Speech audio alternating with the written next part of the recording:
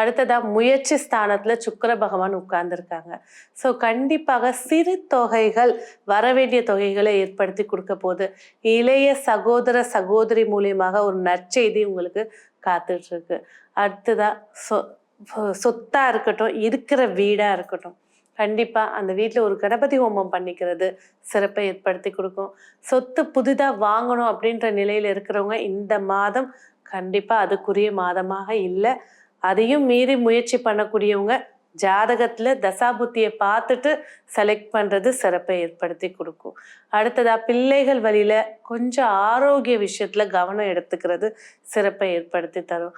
Skin அலர்ஜியா இருக்கட்டும், இல்லைன்னா வயிற்றுல அலர்ஜிகளை சந்திக்கக்கூடிய மாசமா இருக்கிறதுனால பிள்ளைகளோட உணவு, நட்பு வட்டாரம் இதுல கவனம் செலுத்தணும். ஸோ வீட்டில் இருக்கும்போது நம்ம சத்தான உணவுகளை கொடுத்துறோம். எப்படின்னா வெளியில போய் ஒரு சாக்லேட்டா இருக்கட்டும், இல்லை என்ன தெரியாத ஒரு உணவா இருக்கட்டும், அது எடுத்துக்கும் போது பசங்களுக்கு அதிகப்படியான ஹை ஃபீவர் இல்லைன்னா ஹை ஸ்டொமக் பெயின் இதை ஏற்படுத்தி கொடுக்க வாய்ப்பு இருக்கிறதுனால கவனமா இருக்கிறது சிறப்பா இருக்கும்.